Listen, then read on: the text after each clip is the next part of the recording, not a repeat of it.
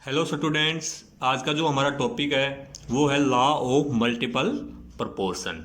तो देखिए, according to this law, when two elements combine to form two और more compounds, जब दो एलिमेंट आपस में रिएक्शन करके कंबाइन और होके दो या दो से ज़्यादा कंपाउंड का फॉर्मेशन कर रहे हैं, तब क्या होता है, then the different masses of one element. तो एक एलिमेंट का जो डिफरेंट मास है which combine with fix mass of other element, जो दूसरा एलिमेंट है उसका मास फिक्स होगा और उसके साथ जो कंबाइन करेगा bears a simple whole number ratio, तो उनके बीच का जो रेशो होगा सिंपल होगा और होल नंबर के अंदर होगा।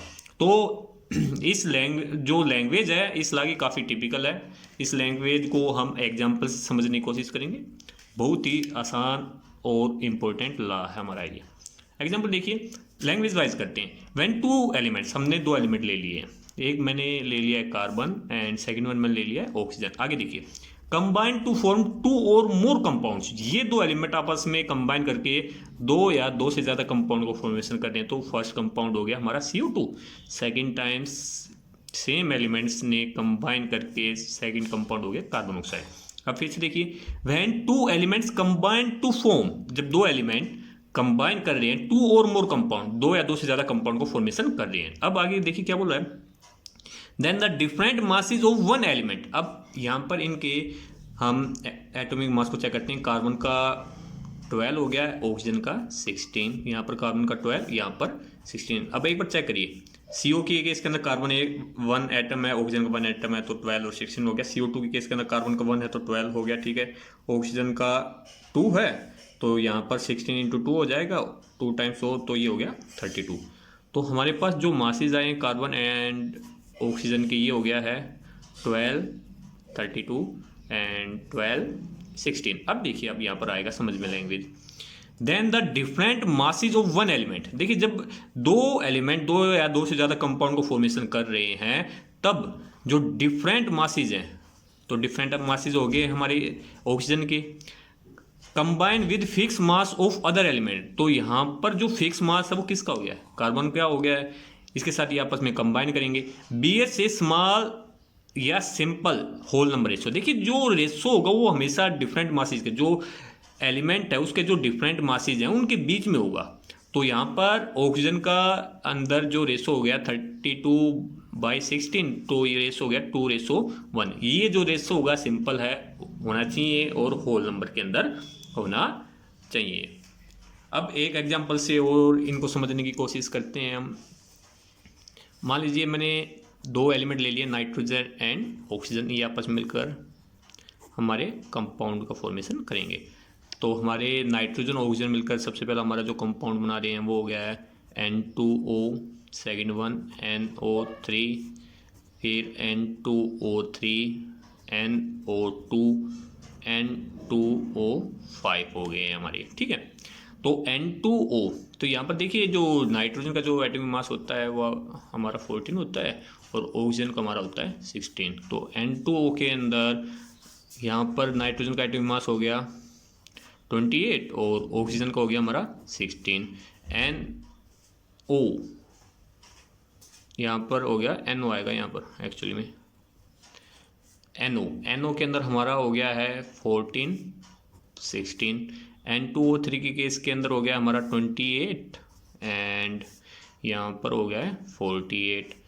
NO2 के केस के अंदर आएगा 14, 32 और N2O5 के केस के अंदर आएगा 28 एंड 80 आ गया।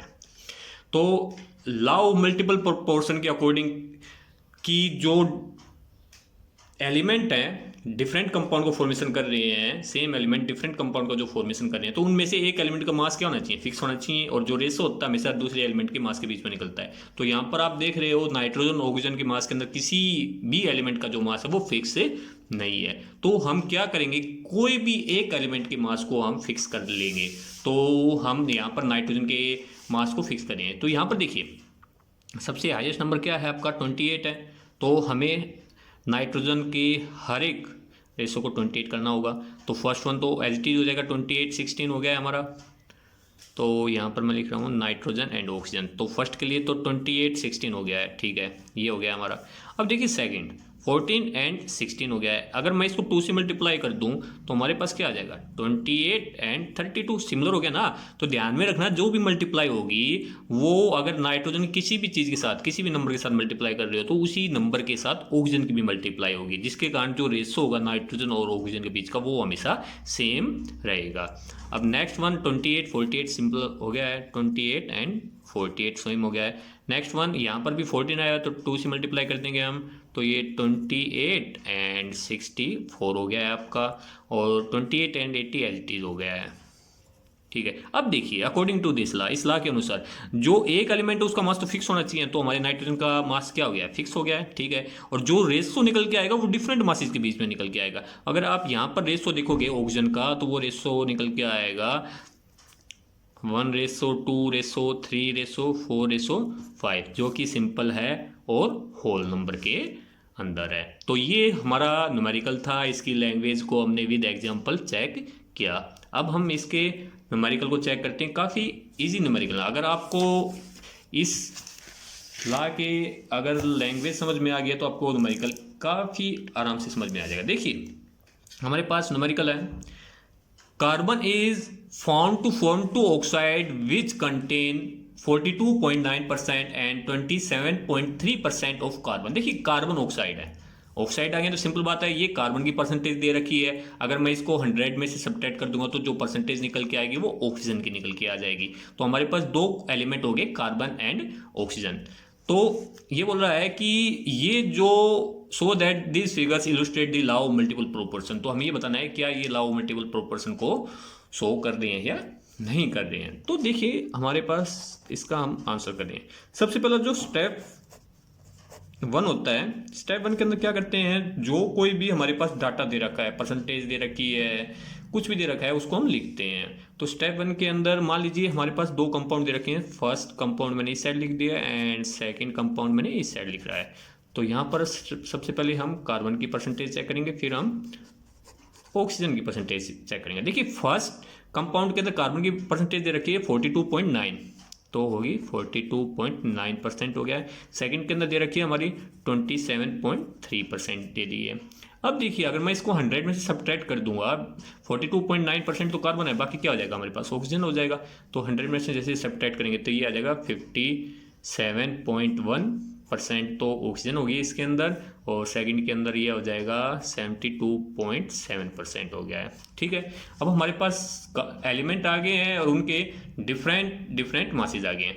अब देखिए जो कार्बन और ऑक्सीजन है, आप देख रहे हो इनमें से किसी की भी परसेंटेज सेम नहीं है। अगर परसेंटेज सेम होती या इनका जो मास होता वो सेम होता तो हम रेशो दूसरे एलिमेंट के बीच में निकाल देते।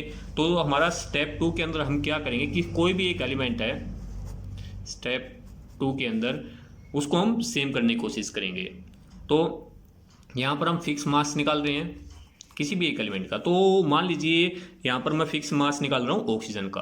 तो ऑक्सीजन का निकालने के लिए सिंपल आसान सा तरीका है, आप ऐसे करिए, जो 57.1% का मतलब है 57 पॉइंट, अगर ग्राम के अंदर है तो 57.1 ग्राम है, और उसके अंदर जो कार्बन है 42.9 ग्राम के अंदर। तो आप ये बोल सकते हो 57.1 पार्ट ऑक्सीजन का कंबाइन कर रहा है, कंबाइन विद कार्बन 42.9। तो 57% ऑक्सीजन की कंबाइन कर रही है 42.9% कार्बन के साथ। तो मैं इसका 1 पार्ट निकाल लूँ यहाँ से, तो 1 पार्ट हो जाएगा आपका 42.9 अपॉन में 57.1। तो इसको सोल्व आउट करोगे तो 0.751 आ जाएगा। उसी प्रकार स्टेप 2 के अंदर जो हमारे पास दूसरा कंपाउंड था उसका हम निकाल लेंगे। तो सेम एज इट इज ये का ये प्रोसेस 72.7 जो पार्ट है ऑक्सीजन का वो कंबाइन कर रहा है कितने पार्ट के कार्बन के साथ, 27.3 के साथ कर रहा है, और 1 पार्ट ऑक्सीजन का कितने के साथ कंबाइन करेगा, 27.3 अपॉन में 72.7 हो गया। अगर आप इसको सोल्व आउट करोगे तो ये आ जाएगा 0.376। अब देखिए यहाँ पर क्या हो गया, जो फर्स्ट हमारे पास और जो सेकंड जो हमारे पास दोनों के दोनों कंपाउंड है, उन दोनों के अंदर हमने ऑक्सीजन को सेम कर लिया, दोनों के अंदर ऑक्सीजन का जो पार्ट है 1 पार्ट हो गया है, तो रेशो होगा दूसरे पार्ट के बीच में। तो यहाँ पर हमारे पास जो कार्बन का पार्ट दे रखा है 0.751, रेशो 0.376। अगर इसको आप रेशो निकालोगे तो अप्रोक्सीमेट ये 2:1 के आसपास निकल आएगा। तो ये हमारा ला था। सारे के सारे ला के जो न्यूमेरिकल हैं ऐसे के ऐसे हैं, प्रैक्टिस करिए इनकी। Till then bye, thank you.